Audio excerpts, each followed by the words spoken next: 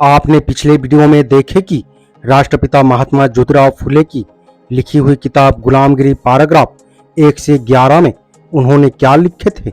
आज की इस वीडियो में हम जानेंगे कि महात्मा ज्योतिबा फुले की लिखी हुई किताब गुलामगिरी पैराग्राफ 12 में उन्होंने क्या लिखते हैं।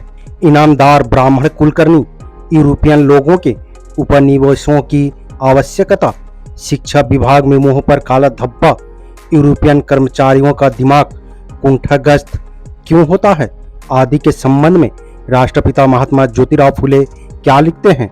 आइए जानते हैं। वीडियो में अंत तक जरूर बने रहें। के अम्बेडकराइट यूट्यूब चैनल में आप सभी का स्वागत है। जय भीम। धोड़ीराव राष्ट्रपिता महात्मा ज्योतिराव फुले से सवाल करते हुए पूछते हैं, तात, लेकिन आपने पहले कहा कि ऐसा कोई विभाग नहीं है जिसमें ब्राह्मण ना हो, फिर चाहे वो सरकारी विभाग हो या गैर सरकारी, और इन सब में मुख्य ब्राह्मण कौन है। राष्ट्रपिता महात्मा ज्योतिराव फुले इस सवाल का जवाब देते हुए कहते हैं, ये सरकारी पटवारी वतनदार ब्राह्मण कुलकर्णी हैं और इनकी जालसाही के बारे में अधिकांश दयालु यूरोपियन कलेक्टरों को पूरी जानकारी है।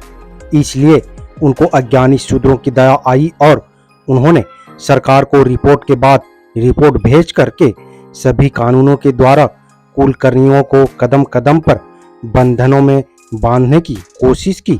उनको कानूनों के माध्यम से नियंत्रित रखकर उनके अनियंत्रित व्यवहार को नियंत्रित किया गया। फिर भी इन कलम कसाईयों का उनके मतलबी धर्म से शूद्रों का संबंध होने की वजह से उनका शूद्रों पर प्रभाव था। इसलिए ये शैतान की तरह अपने स्वार्थी झूठे धर्म की छत्र छाया में खुले रूप में चौपाल पर बैठकर उस बलिराजा के विचारों की आलोचना करके बेचारे अनपढ़ शूद्रों के मन को वो लोग क्या दूषित नहीं करते होंगे। अगर ऐसा ना कहें तो शूद्रों को बिल्कुल ही ना लिखना आता है और ना पढ़ना, फिर वो किस वजह से या किस कारण उनके मतों से इतनी नफरत करने लगे हैं। इसके बारे में यदि तुझे कुछ अन्य कारण मालूम हो तो मुझे जरा समझा दे। इतना ही नहीं तो वो लोग मौका देखकर उसी चौपाल पर चौड़ी बैठकर सरकारी कानूनों की किसी गैर जवाबी कलम को लेकर उस पर कई तरह के पौने कुतर्क नहीं देते होंगे। और शूद्रों ने सरकार से नफरत करना चाहिए, इसलिए उनको क्या चोरी चोरी पाठ नहीं पढ़ाते होंगे, और क्या उनको एक शब्द भी अपने सजग सरकार के कान पर डाल देने के लिए शूद्र लोग कब कापाते नहीं होंगे। क्योंकि कुल सभी ऊपरी दफ्तरों के ब्राह्मण कर्मचारी एक ही जात वाले हैं, इसलिए अब तो भी अपनी सरकार ने होश संभालना चाहिए। सबसे पहले हर एक गांव ने करीबन एक अंग्रेज या स्कॉच गृहस्थों को उनके निर्वाह योग्य परंपरागत खेतों को इनाम देकर उन पर उपदेशकों का काम सौंप देना चाहिए। उन्होंने केवल उस गांव की सही हकीकत के बारे में करीब करीब साल के एक रिपोर्ट सरकार को भेज देनी चाहिए, और यदि इसके अनुकूल कानून बनाकर बंदोबस्त किया गया तब आगे किसी समय नाना पेशवा जैसे ब्राह्मण को पुनः जब कभी किसी भी प्रकार का उठाव करने की बात ध्यान में आई और उसने किसी पीर से मित्रत मांगी या उसने किसी शिवलिंग की यात्रा करके उसमें उसके द्वारा रसीला भोजन खिलाने की बजाय चमत्कारिक ढंग से तैयार की गई रोटियां निश्चित समय पर गांव-गांव में एक साथ पहुंचाकर वह प्रसाद अनपढ़ शूद्रों को खिलाकर सरकार के विरुद्ध विद्रोह करने के लिए इन पटवारी वतनदार कुलकर्णियों की एकता बिल्कुल किसी काम नहीं आएगी। और इस तरह किए बगैर सभी अनपढ़ शूद्रों का अस्तित्व ही नहीं रहेगा, उसके पांव इस धरती पर नहीं टिके रहेंगे। इतना ही नहीं, जब वो यूरोपियन उपदेशक सभी शूद्रों को सही ज्ञान देंगे और इनकी आंख खोल देंगे, तब ये लोग इस ग्राम राक्षसों के नजदीक भी खड़ी नहीं रहेंगे। दूसरी बात यह है कि सरकार ने अपने ग्राम कर्मचारी नौकर पटेल चौधरी से लेकर कुलकर्णियों के काम की परीक्षा लेनी चाहिए, और इस तरह के महत्वपूर्ण कामों को एक ही जाति के या विशिष्ट जाति के लोगों के हाथ नहीं सौंपना चाहिए। इसका परिणाम यह होगा कि फौज की तरह इस काम में कुछ विशेष अधिकार की बात पैदा नहीं होगी, बल्कि उसका पूरी तरह से बंदोबस्त हो जाएगा और सभी लोगों में पढ़ने लिखने की इच्छा अपने आप पैदा होगी। यदि आवश्यकता हो तो हमारी दयालु सरकार को शिक्षा विभाग का फिजूल खर्च एकदम बंद कर देना चाहिए और ये सारा पैसा कलेक्टर के खाते में जमा कर देना चाहिए।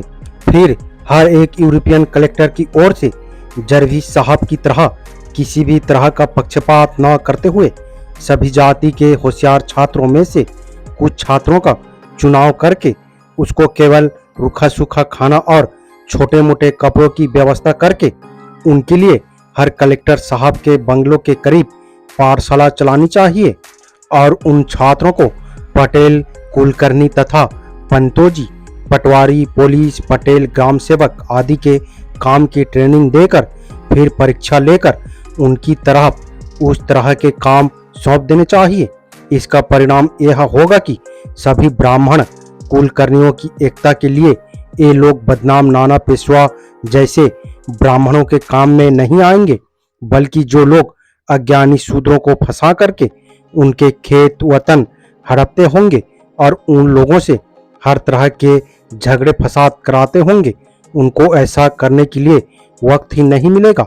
आज तक लाखों रुपया शिक्षा विभाग के माध्यम से खर्च हुआ है, फिर भी उसने शूद्र समाज की संख्या की तुलना में उनमें विद्वानों की संख्या नहीं बढ़ सकी।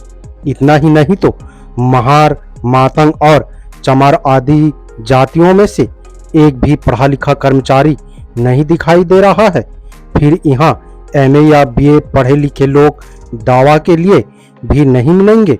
अरे अपने इस सरकार के इतने विशाल शिक्षा विभाग के गोरे चेहरे पर इन काले मुंह वाले ब्राह्मण पंडितों ने एक कितना बड़ा काला दाग लगाया है। अरे ये कड़वे करेले को हमारी सरकार ने इतने घी में तलकर शक्कर में घोलकर पकाए, फिर भी उन्होंने अपना जाति स्वभाव छोड़ा नहीं और अंत में वो कड़वे करेली की तरह कड़वे ही रहे। धोलेराव फिर से राष्ट्रपिता महात्मा ज्योतिराव फुले से सवाल करते हुए पूछते हैं, तात आपका कहना सही है, लेकिन एक कुलकर्णी लोग अनपढ़ शूद्रों की भूमि वतन को किस प्रकार का फांसा डालकर हड़पते होंगे। ज्योतिराव फिर से इस सवाल का जवाब देते हुए कहते हैं, जिन शूद्रों को पढ़ना लिखना बिल्कुल ही नहीं आता, ऐसे अनपढ़ शूद्रों को ये लोग कुलकर्णी खोजते रहते हैं और फिर स्वयं उनके साहूकार होकर वो उससे जब गिरवी खाता लिखवा लेते हैं, उस समय वो अपने जाति के अर्जिन विष से मेल मिलाप करके उसमें एक तरह की शर्तें लिखवा लेते हैं जो उन शूद्र किसानों के खिलाफ हो और उन कुलकर्णी साहूकार के फायदे की हो। फिर जो शर्तें लिखी जाती है उनको न पढ़ते हुए भलती सलती ही बातें पढ़कर सुनाई जाती है। फिर उस कागज पर उनके हाथ के अंगूठे निशान लगाकर अपना वही खाता पूरा कर लेते हैं। फिर कुछ दिनों के बाद जाल सजी से उन शूद्रों की जमीन जायदाद लिखी गई शर्तों के अनुसार हड़पते होंगे या नहीं। धोलेराव फिर से राष्ट्रपिता महात्मा ज्योतिराव फुले से सवाल करते हुए पूछते हैं, तात आपका कहना बिल्कुल सही है, ये लोग जाति से ही कलम कसाई हैं, लेकिन ये लोग अनपढ़ शूद्रों में किस प्रकार के झगड़े पैदा करते होंगे। ज्योतिराव फिर से इस सवाल का जवाब देते हुए कहते हैं, खेत खेती बाड़ी जमीन जायदाद आदि के संबंध में, सन त्योहार पोला आदि में और होली के दिन होली के बांस को पहली पूरी आदि कौन बांधेगा यदि के संबंध में शूद्रों में आपस में जो झगड़े दंगे फसाद होते हैं, इनमें ब्राह्मण कुलकर्णियों का हाथ नहीं होता है। ये लोग इन झगड़े दंगे फसादों को करवाने में जिम्मेदार नहीं होते। इस तरह के कुछ उदाहरण आप वास्तव में देख पाएंगे। धोलेराव फिर से राष्ट्रपिता महात्मा ज्योतिराव फुले से सवाल करते हुए पूछते हैं, तात आपकी बातों को मैं इनकार नहीं कर सकता। शूद्रों में वो आपस में इस तरह के दंगे झगड़े फसाद करने में इन ब्राह्मण कुलकर्णी आदि कलम कसाईयों को क्या मिलता होगा। ज्योतिराव फुले इस सवाल का जवाब देते हुए कहते हैं, अरे जब कई घरंदाज अनपढ़ शूद्रों के घराने मन ही मन में द्वेष के अग्नि में जलकर आपस में एक दूसरे से लड़ते होंगे, तब अंदर ही अंदर इनसे कर्म कसायों सहित अन्य ब्राह्मण कर्मचारियों के घर इस आग में तपते तपते जलकर क्या नष्ट नहीं हुए होंगे। अरे इन कलम कसायों के तानाशाही की वजह से स्थानीय मूल्य की फौजदारी और दीवानी विभाग खाता का खर्च बेहद बढ़ गया है और वहां के अधिकांश कर्मचारी मामलेदार से लेकर ग्राम सेवक तक सभी अपने एन तस्य पितृवरेण्यम देवस्य धीमहि धियो यो नः प्रचोदयात् इस असली मूल मंत्र से बेईमानी करते हैं। उसके संबंध में उन्होंने चिरी मिरी देव इस यवनी विदेशी गायत्री का उपदेश उन मांगलिक पुरोहितों ने अपनाने की वजह से ब्राह्मण वकीलों की दलाली काफी बढ़ गई। फिर यह बात बताओ कि वो बड़ी बड़ी कोर्ट कचहरियों में बैठकर जोर जोर से हंसी के फवारे छोड़ते हुए घूमते हैं या नहीं। इसके अलावा मुंसफ नवाब के सरंजाम कितने बड़े हैं, इसका हिसाब दो। इतना बंदोबस्त होने के बावजूद भी गरीब लोगों को न्याय सत्ता और आसानी से मिलता भी है या नहीं। इसी वजह से गांव खेड़े के सभी लोगों को मिलाकर एक कहावत प्रसिद्ध हुई है।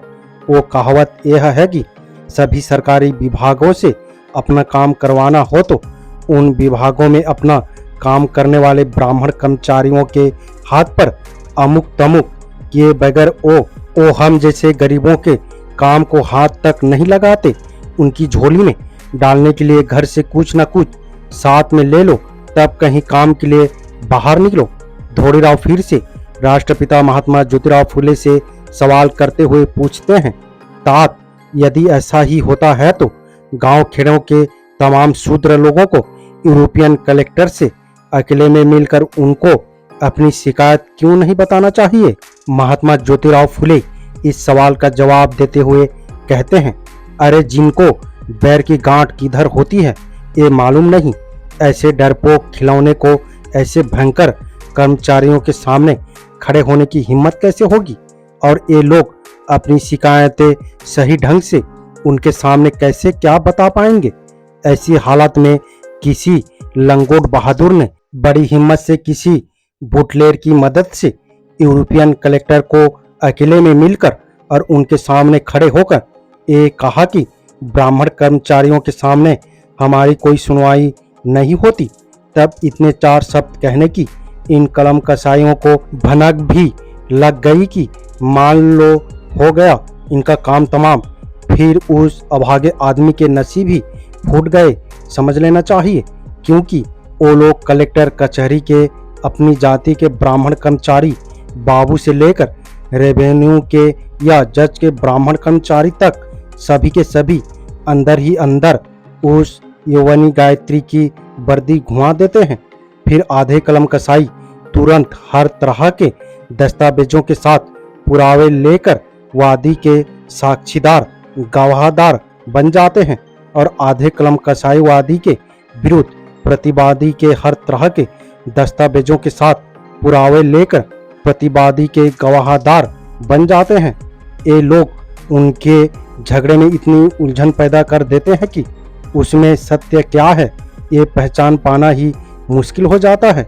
उस सत्य असत्य को खोज निकालने के लिए बड़े बड़े विद्वान यूरोपियन कलेक्टर और जज लोग अपनी सारी अकल खर्च कर देते हैं, फिर भी उनको छिपे हुए रहस्य का कुछ भी पता नहीं चलता है और ना कुछ भी हाथ में लगता है, बल्कि वो उन शिकायत करने वाले लंगटोधारियों को ही ये कहने में लज्जा का अनुभव नहीं करते कि तू ही बड़ा शरारती है, और अंत में उनके हाथ में नारियल की खाली टोकरी देकर उनको फजियत होने के लिए घर पर भेज देते होंगे या नहीं।